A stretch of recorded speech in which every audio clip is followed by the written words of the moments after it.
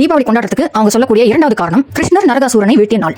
நரகாசூரன் ஒரு கொடூர ராட்சச அரசன் இருந்தானா. அவன் வந்து பூமாதேவிக்கும் வராக அவதாரத்துக்கும் பிறந்தவனா. அவனால 3 உலகங்களும் நடுநடுங்கி போயிருந்தான். எல்லா தேவர்களையும் வீழ்த்தி வந்து ஐஷாட்டி பண்ணிட்டு இருந்தானா. தேவர்கள் கிட்ட இருந்ததுலாம் அவன் வந்து திருடிட்டானா. ரொம்ப கொடூரமானவனா. 16,000 பெண்களை வந்து கடத்தி வச்சு குடும்பப்படுத்தினானா. அவனுடைய இந்த அட்ராசிட்டிஸ் தாங்க முடியாம தேவர்களும் மக்களும் வந்து ரொம்ப தவிச்சிட்டு இருந்தாங்களாம். எந்த சட்டத்திட்டத்துக்கும் கட்டுப்படாத அவனை யாராலையுமே வந்து நிறுத்த முடியல. அதனால தேவர்களும் போய் கிருஷ்ணர் கிட்ட உதவி கேட்டாங்க. அவர் வந்து உதவி பண்றான் அப்படின்னு சொன்னாராம். கிருஷ்ணரும் அவருடைய மனைவியான சத்யபாமாவும் நரகாசூரனை வீழ்த்தணும் அப்படின்னு கிளம்பினாங்களாம். அவன் வந்து வந்திருக்கிறது யாரு அப்படின்னு தெரியாம யுத்தத்துக்கு தயாரானானா. பயங்கரமா சண்டை போட்டாங்களாம். கிருஷ்ணர் வந்து நரகாசூரனுடைய மொத்த படையையும் வீழ்த்தி கடைசியில வந்து நரகாசூரனையே அவருடைய சுதர்சன சக்கரத்தை வச்சு வீழ்த்திட்டாரு. தேவர்களும் பொதுமக்களும் அவனுடைய கொடூர ஆட்சியில இருந்து விடுபட்டாங்க. அதுக்கப்புறம் கிருஷ்ணர் வந்து அவன் கடத்தி வச்சிருந்த 16,000 பெண்களையும் மீட்டுட்டாராம். இந்த வெற்றி வந்து உலகத்துல அமைதியை நிலைநாட்டுச்சு. இதுதான் நரகாசூரனுடைய புராண கதை. இந்த நரகாசூரன் வீழ்ந்தது வந்து நரக சதுர்தசி அப்படின்னு வட இந்தியால அழைக்கிறாங்க. தீபாவளிக்கு ஒரு நாள் முன்னாடி மொத்தம் 5 நாள்ல அதுல ஒரு நாள் வந்து நரக சதுர்தசியா, அதாவது நரகாசூரனை கிருஷ்ணர் வதம் செய்த நாள் அப்படின்னு சொல்றாங்க.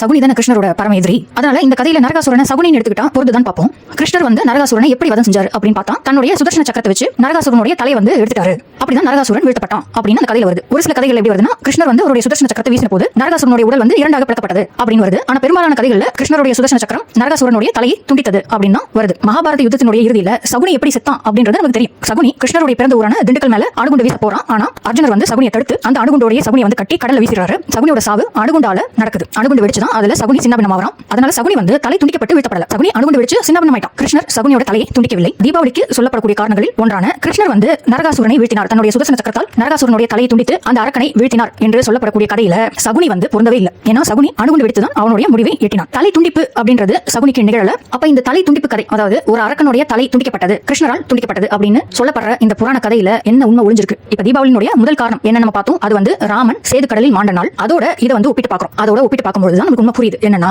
இந்திரன் ராமனுடைய தலையை துண்டித்தார் அப்படின்றது நமக்கு தெரியும். ராமாயண யுத்தத்தோடைய இறுதியில ராமனை துப்பாக்கியால வீழ்த்திட்டார் இந்திரன். இந்திரன் ராமனுடைய உடலிலிருந்து அவனுடைய தலையை கொய்து இலங்கை தலைநகரத்தினுடைய நுழைவாயிலில் அவனுடைய தலையை தொங்க விடுகிறார். இது எதுக்குன்னா வந்தேரி பயங்கரவாதிகள் ராவண சாம்ராஜ்யத்தில் அட்டகாசம் செய்ததால் இந்த முடிவை எட்டினார்கள் அப்படின்னு பொதுவாக வந்தேரிகளுக்கு ஒரு எச்சரிக்கை விடுக்க நடந்தது.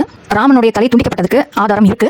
ராவணன் ராமனுடைய தலையை ஒரு தட்டில் கொண்டு வந்து சீதை கிட்ட காமிக்கிற காட்சி இருக்கு. இதுதான் ராமனுடைய தலை துண்டிக்கப்பட்டதுக்கான முக்கியமான ஆதாரம். ஆனா இது வந்து ராமாயண யுத்தத்தினுடைய இறுதியில காட்டாம சீதை அசோகவனத்தில் இருந்த போது ஒரு காட்சியா இதை காட்டியிருப்பாங்க. இது வந்து 5 வருஷத்துக்கு முன்னாடி டிகோட் பண்ணது. அதனால ராமன் சகுனி பரசுராமன் பார்த்தா ராமனுடைய தலை தான் துண்டிக்கப்பட்டது. சகுனி அணுகுண்டால வெடிச்சு செத்துட்டான். பரசுராமனுடைய வதம் எப்படி நடந்ததுன்றது இன்னும் ஒரு புதிராவே இருக்கு. அதுக்கான விடையை கூடிய சீக்கிரம் நம்ம கண்டுபிடிப்போம். ஆனா நம்ம கவனம் செலுத்த வேண்டிய முதல் வில்லன் வந்து ராமன் தான். ராமன் காட்டுக்குள்ள இருந்த போது பல பேரை கொண்டிருக்கான். தொடர் கொலையாளி, சீரியல் கில்லர். சில பேரோட கை கால வெட்டிருக்கான், சில பேரோட தலையை வெட்டிருக்கான். ராமன் இப்படி செஞ்சதுக்கு தக்க பதிலடி கொடுக்கணும் தான் இந்திரன் ராமனுடைய தலையை கொய்து இலங்கை தலைநகருடைய நுழைவாயிலில் தொங்க விட்டார். இது வந்தேரிகளுக்கான ஒரு பாடமாக திகழ வேண்டும் என்பதுதான் ராவணன் இந்திரனுடைய நோக்கம். ஏன்னா அப்ப வந்தேரிகள் நடமாட்டம் நிறையவே இருந்திருக்கு. சரமா பத்தி நான் டிகோட் பண்ணிருக்கேன். சரமா வந்து விபீஷனுடைய அரண்மனையில வேலைக்காரியா உள்ள நுழைஞ்சு விபீஷனை வந்து மயக்கிருக்கான். அதனால இலங்கைக்குள்ளேயே வந்து வந்தேரிகளோட நடமாட்டம் இருந்திருக்கு. தமிழ்நாட்டில் அதிகமாவே இருந்திருக்கு. அதனால வந்தேரிகள் அவங்க இடத்துல இருக்கணும் அப்படின்றதுக்காக ராமனுடைய தலை பொதுமக்கள் பார்வைக்காக வைக்கப்பட்டது. இது வந்து யுத்தத்தில் வெற்றி அறிவிக்கும் ஒரு முறையும் கூட.